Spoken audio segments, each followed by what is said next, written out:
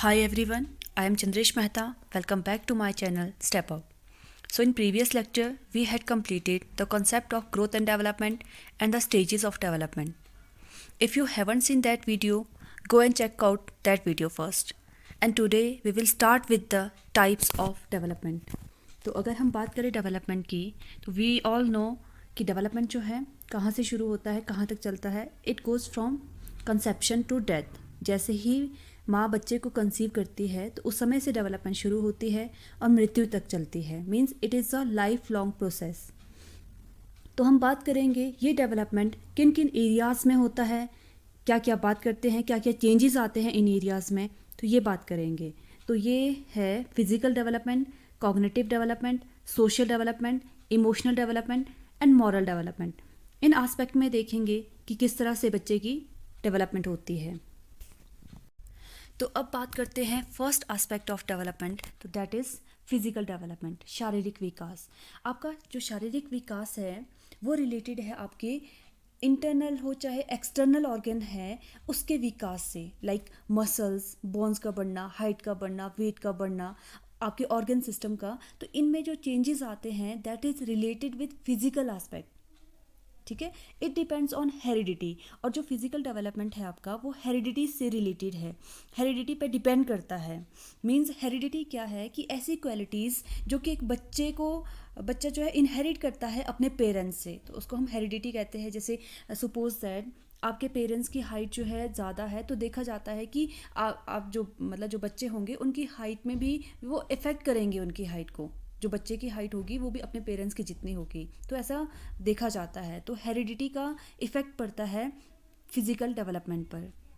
फिर है motor development is the part of physical development. Physical development का ही एक पार्ट है मोटर डेवलपमेंट. अब motor development is related with your external development. आपकी बॉडी के जो एक्सटर्नल पोर्शन में डेवलपमेंट हो रही है वो रिलेटेड है आपके मोटर डेवलपमेंट से. जैसे आपके हाथों का बढ़ना, आपके लेग्स का बढ़ना, जो एक्सटर्नल ऑर्गन में जहाँ डेवलपमेंट हो रही है वो रिलेटेड है मोटर डेवलपमेंट से. अब motor includes development for hands, legs and related body parts. ये क्या है, बायलिटरल टू यूनिलेटरल चलता है. कहने का मतलब है जब छोटा बच्चा होता है, अब उसको जो है एक बॉल को अगर सरफेस से उठाना है तो दोनों हाथों का इस्तेमाल करके बच्चा उस गेंद को उठाएगा. लेकिन उसके बाद जैसे जैसे बच्चा जो है डेवलपमेंट होती है, प्रॉपर डेवलपमेंट अगर बच्चे की होती है तो वो एक हाथ का इस्तेमाल करके भी उस बॉल को पिक कर सकता है. इसलिए हम कहते हैं कि जो मोटर डेवलपमेंट है बायलेटरल टू यूनिलेटरल चलती है. और जो इसके टाइप्स हैं मोटर डेवलपमेंट के, दो तरह के हैं, gross motor skill and fine motor skill. बहुत ही इंपॉर्टेंट है, इसको समझना इंपॉर्टेंट है. ग्रॉस मोटर स्किल क्या होता है, जिसमें आपकी बड़ी मसल्स यूज़ होती हैं. जैसे रनिंग हो गया, स्विमिंग हो गया, ठीक है, जंपिंग हो गया, तो इसमें आपकी बड़ी मसल्स यूज़ हो रही है. दूसरी ओर है फाइन मोटर स्किल, जैसे राइटिंग है, आप ड्राइंग करते हो, ठीक है, तो ये क्या है, इसमें आपकी छोटी मसल्स यूज़ हो रही है. आपकी जैसे इंडेक्स फिंगर है राइटिंग के लिए और थंब है, इसको कोऑर्डिनेशन बना के आपको लिखना पड़ता है. तो इसमें आपकी फाइन मोटर स्किल यूज़ हो रही है. ठीक है, तो ये कॉन्सेप्ट है ग्रॉस मोटर स्किल और फाइन मोटर स्किल का. फिर बात करते हैं कर्वीलीनियर है. आपका फिजिकल डेवलपमेंट क्या है, कर्वीलीनियर है. इसका मतलब है कि कम ज़्यादा एकदम मतलब इसमें जो है ऐसे कंटिन्यूसली नहीं चलती है कि कम ज़्यादा होता रहता है. फिजिकल डेवलपमेंट क्या है, कभी कम, कभी ज़्यादा, कभी कम कम कम, फिर ज़्यादा अचानक से हो जाएगी, ऐसे चलती है. जैसे हमने इन्फेंसी में देखा कि फिजिकल ग्रोथ क्या है, ज़्यादा होती है. फिर देखा बाल्यावस्था, चाइल्डहुड में तो होती नहीं है उतना.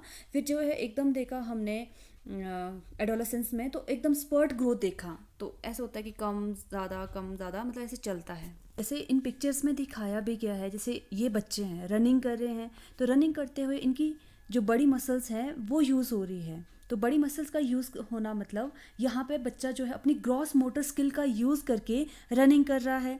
वहीं पर अगर हम दूसरी पिक्चर को देखें तो यहाँ पे क्या है, अपने मतलब जो छोटी मसल्स का यूज़ करके कोऑर्डिनेशन बना के यहाँ पे क्या है, इनको पिरोया जा रहा है, इन मोतियों को जो है पिरोया जा रहा है एक धागे में अपनी छोटी मसल्स का यूज़ करके.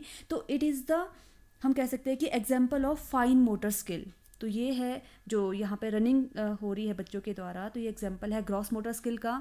यहाँ पे जो मोतियों को पिरोया जा रहा है तो ये एग्जाम्पल है आपका फाइन मोटर स्किल का. तो अब बात करते हैं कॉग्निटिव डेवलपमेंट की। मानसिक विकास हिंदी में इसको कहते हैं। It is also known as intellectual development या मेंटल डेवलपमेंट, क्योंकि कॉग्निटिव डेवलपमेंट को हम रिप्लेस कर सकते हैं इंटेलेक्चुअल वर्ड और मेंटल डेवलपमेंट से। अब मेंटल डेवलपमेंट क्या होता है या कॉग्निटिव डेवलपमेंट क्या होता है, जिसमें आपके मेंटल प्रोसेस लगते हैं। मेंटल प्रोसेस कहने का मतलब है जिसमें आप ब्रेन का इस्तेमाल करके, माइंड का इस्तेमाल करके कुछ भी करते हो, जैसे आपकी थिंकिंग हो गया, परसेप्शन करते हो, मेमोराइज करते हो, कॉन्सेप्ट की डेवलपमेंट करते हो, प्रॉब्लम को सॉल्व करते हो, इवैल्यूएशन करते हो, जजमेंट करते हो। तो ये जितने भी एस्पेक्ट है इसमें आपके संज्ञान का यूज़ हो रहा है, मेंटल प्रोसेस का यूज़ हो रहा है। तो ये है कॉग्निटिव डेवलपमेंट। ये क्या होता है, it is study but continuous process. धीरे होता है लेकिन कॉन्टिन्यूस है, चलता रहता है। एज के साथ और आपके एक्सपीरियंस के साथ आपकी जो कॉग्निशन है, कॉग्निटिव विकास है, वो भी बढ़ता रहता है। इसमें आप देखोगे आगे पियाजे की जो थ्योरी है, वाइगोट्स्की की थ्योरी है, ब्रोनर की थ्योरी है, वो रिलेटेड है आपके कॉग्निटिव डेवलपमेंट से। जैसे इस पिक्चर में दिखाया भी गया है, जैसे कॉग्निटिव डेवलपमेंट है। अब यहाँ पे देखो, जैसे एग्जाम्पल है, ये बच्चे क्या कर रहे हैं, बुक्स पढ़ रहे हैं। अब ये तो नहीं बोलेंगे हम कि बुक्स पढ़ रहे हैं, ये जो एग्जाम्पल है आपका फिजिकल डेवलपमेंट है, या बच्चे जो है इसमें अपने मोटर स्किल का यूज़ करके किताबों को पढ़ रहे हैं, ऐसा नहीं है ना। इसमें क्या है, बच्चे अपने संज्ञान का यूज़ करते हुए, अपने ब्रेन का इस्तेमाल करते हुए कॉन्सेप्ट को समझ रहे हैं, थिंकिंग कर रहे हैं, परसीव कर रहे हैं कुछ, या फिर प्रॉब्लम को सॉल्व कर रहे हैं। तो किसकी हेल्प से, अपने मेंटल प्रोसेस की हेल्प से। ठीक है। वहीं पे दूसरी ओर ये जो बच्चा है गेम खेल रहा है। अब गेम ऐसे नहीं खेल रहा है जहाँ पे इसकी मोटर स्किल यूज़ हो रही है, बल्कि गेम खेल रहा है जहाँ पे इसके संज्ञान का यूज़ हो रहा है, इसके इंटेलेक्चुअल या मेंटल डेवलपमेंट का यूज़ हो रहा है। तो ये है आपके जो है कॉग्निटिव डेवलपमेंट। अब हम बात करते हैं social development. We all are human being, हम सोसाइटी में रहते हैं, और जिस भी सोसाइटी में रहते हैं तो वहाँ के अपने रूल्स होते हैं, नॉर्म्स होते हैं, कुछ एक वैल्यूज़, प्रिंसिपल्स होते हैं। तो हमें उनको फॉलो करना होता है, उनके अकॉर्डिंग चलना होता है। जो सोसाइटी के एक्सेप्टेबल आइडियाज़ होते हैं उनके अकॉर्डिंग बिहेव करना होता है। तो हम कह सकते हैं कि जब हम वैसा करते हैं, सोसाइटी के अकॉर्डिंग करते हैं, जो सोशल ग्रुप्स होते हैं, एडल्ट्स होते हैं, पीयर होते हैं, फैमिली होती है, फ्रेंड्स होते हैं, उनके साथ रिलेशनशिप अगर अच्छा होता है तो हम कह सकते हैं कि हम सोशली डेवलप हैं और सोसाइटी के लिए कुछ प्रोडक्टिव करते हैं, अडेप्ट करते हैं खुद को सोसाइटी के अकॉर्डिंग। तो हम कह सकते हैं कि हमारा जो है सोशली डेवलपमेंट हुआ है, या सोशली हम डेवलप हुए हैं, सामाजिक विकास हुआ है। और बच्चे का जो सामाजिक विकास है वो शुरू होता है उसकी फैमिली से। तो प्राइमरी सोशलाइजेशन क्या है बच्चे का, फैमिली है। और सेकेंडरी सोशलाइजेशन जो फैक्टर है वो अदर, जैसे पीयर ग्रुप हो गए, फ्रेंड्स है, नेबरहुड है, टीचर है। तो अदर एस्पेक्ट जो है बच्चे के सेकेंडरी सोशलाइजेशन के पार्ट है।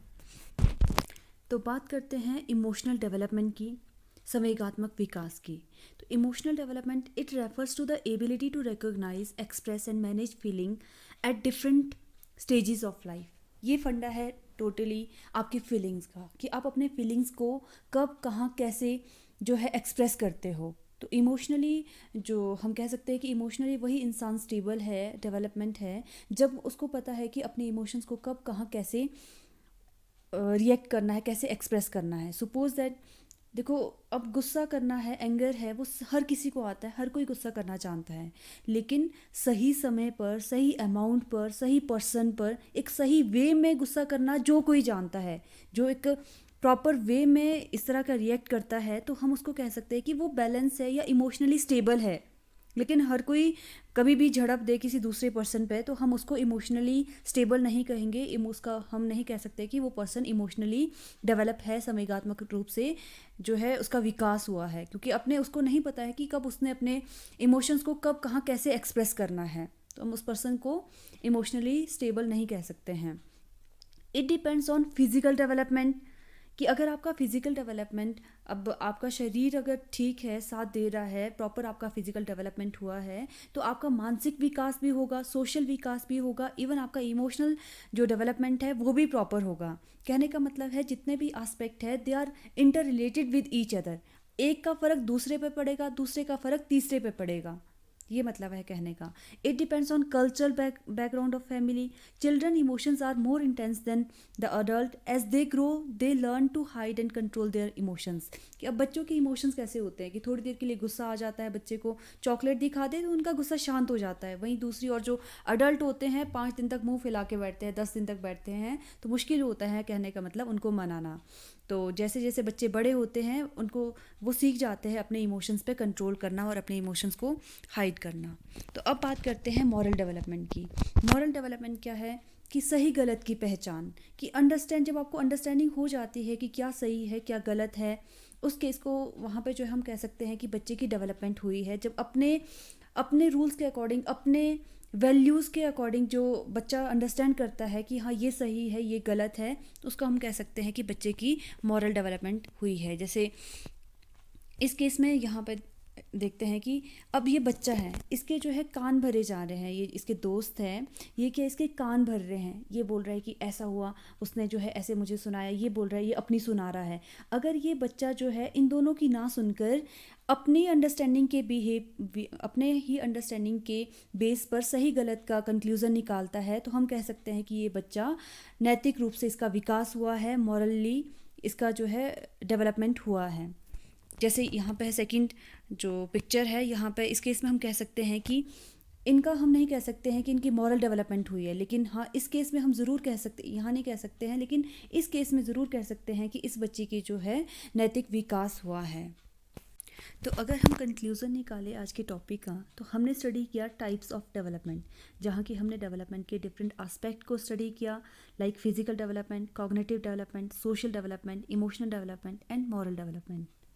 तो अगर आपको मेरी वीडियोस अच्छी लगती है, यूज़फुल लगती है, तो प्लीज़ मेरे चैनल को सब्सक्राइब कीजिए, वीडियोस को ज़्यादा से ज़्यादा शेयर कीजिए, लाइक कीजिए, सो दैट आपको लेटेस्ट वीडियो की अपडेट टाइम से पहुंच जाए। So thanks for watching, step up.